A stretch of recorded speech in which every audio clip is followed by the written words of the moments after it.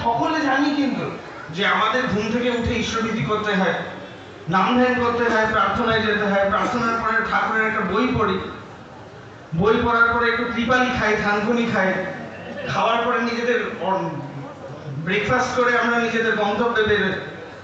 বিকেলবেলা পারতপক্ষে যেখানে কর্মক্ষেত্রে আমরা বসে আছি সেখানে বসে আমরা প্রার্থনা করি। যদি সেটা সুযোগ না থাকে তাহলে বাড়ি ফেরার পথে যদি কোথাও সৎসঙ্গ থাকে তাহলে সেখানে গিয়ে সৎসঙ্গতে যাওয়ার চেষ্টা করি। রাত্রির বেলা ঘুমানোর আগে নাম ধ্যান করতে হয়, এটা আমরা সকলে জানি তো, এটা কি আমরা জানি না? কিন্তু যত গুরু ভাই দাদাদেরকে আমরা দীক্ষা দিয়েছি তারা সকলে কি এই জিনিসটা জানে বা তারা সকলে কি এটা পালন করতে পারছে?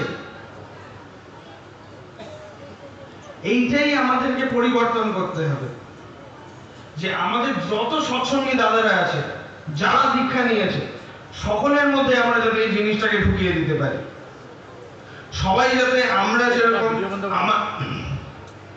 আমি প্রার্থনায় যেতাম না, রোজ সকালে তো ভোরবেলা প্রার্থনায় যেতামই না। বিগত 1.5 মাস ধরে চেষ্টা করছি অন্তত যে রোজ যাব। মাঝে মধ্যে ফাঁকিও দেওয়ার চেষ্টা করছি যে আজকের দিনটা থাক, যেরকম আজকে আমি যাইনি, কিন্তু আমি ওঠার চেষ্টা করছি আর আমি যাওয়ার চেষ্টা করছি। আর আমি যখন যাচ্ছি না তখন আমার মনের মধ্যে একটু অনুশোচনা হচ্ছে যে আজকে তো আমি কই গেলাম না। আমার মনে যেরকম অনুশোচনা হচ্ছে, এই অনুশোচনাটা আপনাদের প্রতি প্রত্যেকের কি হচ্ছে? আর যাদেরকে আপনারা দীক্ষা দিয়েছেন তারা যখন সকালবেলা উঠে প্রার্থনা করছে না বা সে যে যখন নাম ধ্যান করতে ভুলে যাচ্ছে, তার মনে কি এই অনুশোচনাটা হচ্ছে যে আজকে আমি নাম ধ্যানটা করলাম না, আজকে আমার প্রার্থনাটা ধরা হলো না, আজকে কই ঠাকুরের বই থেকে একটা বাণী আমি পড়লাম না। আমার জীবনে আমার যা ইচ্ছা হয়, যখন ছোট ছিলাম আমার ইচ্ছা মোতাবেক কিছু না হলে আমি কান্নাকাটি করতাম। আমার কিছু কিছু বোকা বোকা ইচ্ছেও ছিল, বাল্যসুলভ ইচ্ছে ছিল। বহু বছর আগে এই কনফারেন্সে একজন ঋত্বিক দেবতা বলেছিলেন, যে আমি তার নাম জানি না, আমি নন্দন পাহাড়ে একটা পুকুর আছে এখানে, সে নন্দন পাহাড়ের পুকুরে চান করতে যাব বলে আমি কান্নাকাটি করছি। আমাকে মা যেতে বারণ করেছেন বলে আমি যেতে পারছি না, কিন্তু আমি মায়ের কাছে তারস্বরে কান্নাকাটি করছি। তা আমার ইচ্ছার বিরুদ্ধে কিছু হওয়াতেও আমি কেঁদেছি, আত্মনাদ করেছি, প্রচেষ্টা করেছি যাতে এটা মা বাবা আমাকে অনুমতি দেয়, কিন্তু আমি মা বাবাকে ছেড়ে যেতে পারিনি, কেন কি আমার ভালোবাসা আছে।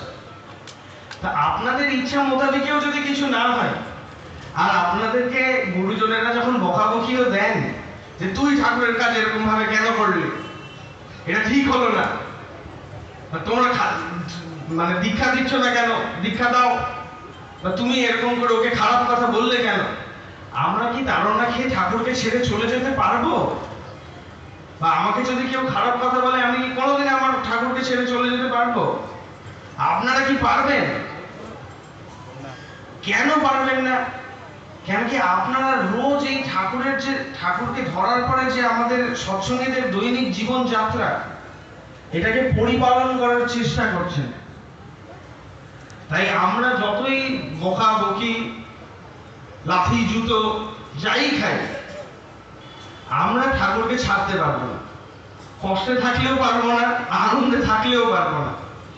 কিন্তু গুরু ভাইরা কোথাও না কোথাও যাদেরকে আমরা ঠাকুরের সাথে যুক্ত করেছি, তাদের মধ্যে এই সৎসঙ্গী জীবনযাত্রাটা আমরা তাদের মনের মধ্যে ঢোকাতে পারিনি।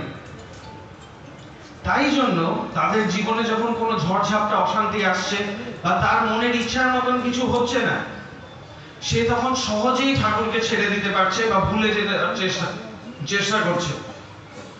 ঠাকুরকে ব্লেম করছে যে ঠাকুর তুমি থাকা সত্ত্বেও আমার সাথে জীবনে এরকম খারাপ কেন হলো। কিন্তু ঠাকুর তার মঙ্গলের চিন্তা সবসময় করছে, তাকে সৎ পথও দেখানোর চেষ্টা করছে। তার মনের ভালোবাসার অভাবে সে বুঝতে পারছে না। তো আমাদের কাজ এটা নয় কি যে আমরা তাদেরকে এই সৎসঙ্গী জীবনযাত্রার মধ্যে নিযুক্ত করি, তাদেরকে শিখিয়ে দিই যে এটা করতে হবে।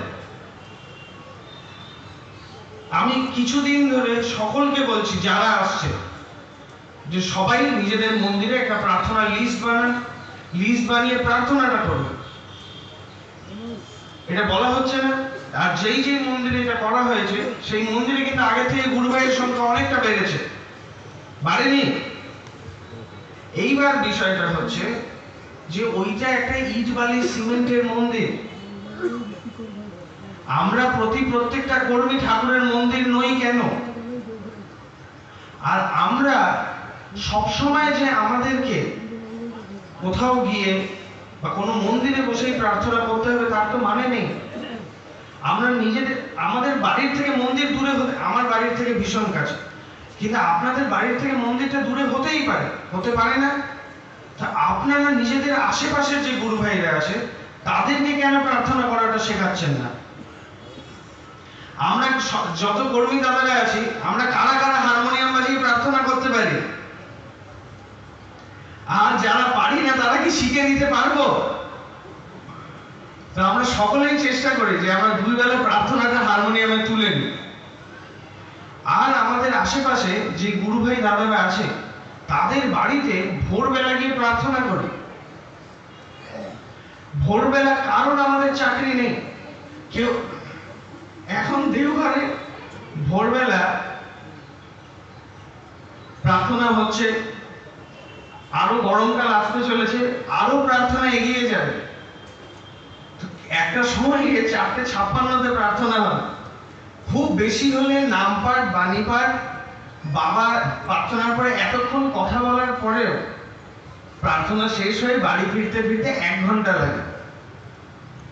যারা যারা চাকরিতে যান, কেউ কি ভোরবেলা 7টার আগে চাকরিতে বেরোন? খুব অল্প সংখ্যক লোক আছেন যারা এই ভোরবেলা 7টার আগে আমরা চাকরিতে চলে যাই।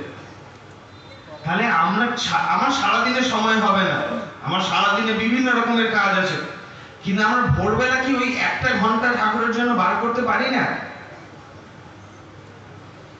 যে ভোরবেলা আমি 2 ঘন্টা নিজের পাড়ার মধ্যে ঘুরে প্রত্যেকদিন চেষ্টা করলাম আমি আরেকজনের কারোর বাড়ি থেকে একটু প্রার্থনাটা করে আসি। তাহলে ওদের প্রত্যেকের বাড়ির মধ্যে একটা ঠাকুরের ভাবের সৃষ্টি হবে, ওর সাথে একটু ঈশ্বর আলোচনা হবে, ওর মনে হবে যে ঠাকুরের একটা মানুষ আমার খোঁজ নিতে এসেছিল। আর সকালবেলা ভালো মন্দ খাওয়াবে আপনাদের, কেন কি আমাদের দেশে বলা আছে যে অতিথি দেবো ভাবো। তো কারোর বাড়িতে গেলেই তারা আপ্যায়ন করতে কোনো জায়গা ছাড়েন না। আমি কিছু জায়গায় বলেছিলাম যে এটা শুরু করা যেতে পারে, তো একটা জায়গা থেকে আমাকে এসে জানালো যে সকালবেলা 3 দিন তারা প্রার্থনায় গেছে, একদিন তাদেরকে দই বড়া খাইয়েছে, একদিন ধোকলা খাইয়েছে, আর একদিন শুধু চা খাইয়ে পাঠিয়েছে। কিন্তু খাওয়া দাওয়াও চলছে, ঠাকুরকে নিয়ে আনন্দও চলছে, কথাবার্তাও চলছে। আর এইটা আমরা কেন করতে পারবো না? আর এই সময়টা আমাদের প্রত্যেকের জীবনে আছে যে এটা আমরা দিতেও পারবো, চাইলেই পারবো।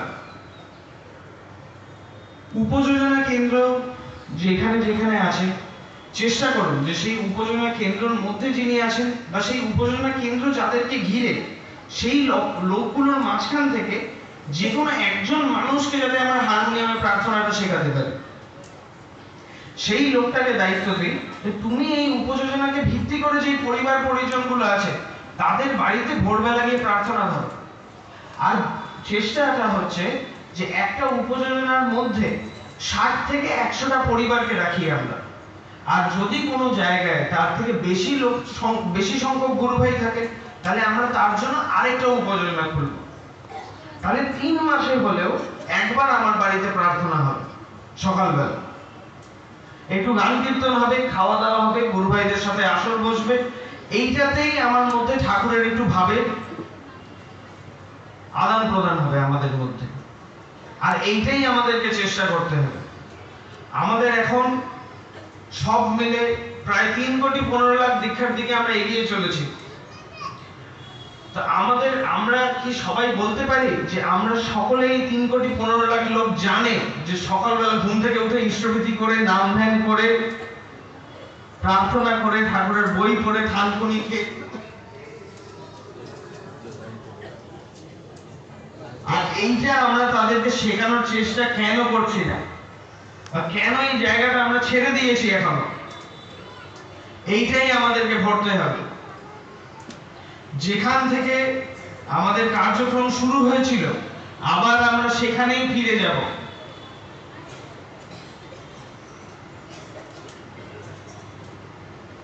এইটা কোনো রাস্তা নয়, এটা একটা গোল চক্কর। একটা কাজ করতে করতে করতে করতে এগোবো, আবার যেখান থেকে শুরু করেছিলাম সেখানেই আসবো, আর এটাই করতে থাকবো যতক্ষণ সবাইকে না দীক্ষা দিয়ে দিতে পারছি। আমরা কাউকে ছাড়বো না। ঠাকুর বলেছেন যে টিকটিকিকেও পারলে দীক্ষা দিতে, হ্যাঁ আমাকে একজন বলেছে, তো যতজনকে পারবো সকলকে দীক্ষা দেবো, এটাই আমাদের কাজ। আর প্রত্যেকটা মানুষের মধ্যে আমাদের যে জীবনযাত্রা আছে সেটাকে ফুটিয়ে তোলার চেষ্টা করব। আর এইটাই আমাদের এখন চেষ্টা হওয়া উচিত, এইটাই আমাদের আগামী কর্ম। শুভ কাকা দুই বছর আগে বা 1 বছর আগে কনফারেন্সে বলেছিলেন যে দীক্ষা না দিলে দীক্ষাপত্রের কাজ কি করে হতো। তো দীক্ষা দেওয়াটা আমাদের প্রত্যেক কর্মীর কাছে আবশ্যক। আমি বেশি দীক্ষা দিতে চাই না, আমি সবসময় গা বাঁচিয়ে চলি, কিন্তু আগের বার আমি দেখলাম যে দীক্ষার সংখ্যা কমে যাচ্ছে, তাই আমি যাদেরকে পেরেছিলাম সব ঋত্বিক দেবতাদের কাছে অনুরোধ করেছিলাম যে সবাই দীক্ষা দেবেন। কিছু জন এসে জানিয়েছেন আমাকে যে 100টা দিয়েছি, 200টা দিয়েছি। আমি নিজের মুখ বাঁচাবো বলে আমিও 400টা দীক্ষা দিয়ে ফেলেছি। তা আপনারাও চেষ্টা করেন যে প্রত্যেকে যাতে দীক্ষাটা দিন, রোজ বেরিয়ে দীক্ষা দিন। একদিন কাউকে টেলিফোন করে সংগ্রহ করে রাখবেন দীক্ষা, আমি এসে দিয়ে যাব। এখান থেকে বেরিয়ে রোজ একটু একটু করে বেরোন। যদি পারেন ওই রোজ ভোরবেলা যেটুকু প্রার্থনা করার কথা বলছি, ওখানে আশেপাশে ঘুরলেই দীক্ষা হয়ে যাবে। এইখানে বোম্বের একজন ঋত্বিক দেবতা আছেন, আমি তাকে কিছুদিন ধরে উড়িষ্যার, তিনি আসলে তিনাকে আমি দেওঘরে ধরে রেখেছি। তিনি দেওঘরে 12-15 দিন এই যে দীক্ষাপত্রের কাজ হচ্ছে, এই গ্রামে যেতে যেতেই তিনি 100 দীক্ষা পেরিয়ে গেছে 10-15 দিনের মধ্যে। আপনারাও চাইলে একটু বেরোলেই এটা হতে পারে, তাই না? বাবা হয়তো চলে এসেছেন বা আসছেন, এটাই আমরা করার চেষ্টা করি যে আমরা সকলে প্রার্থনাটা শিখি, সকলকে শেখাই, আর আমাদের এই সৎসঙ্গী দৈনিক জীবনযাত্রাটাকে প্রত্যেকটা গুরু ভাইয়ের মনে প্রাণের মধ্যে যাতে আমরা তুলে ধরতে পারি।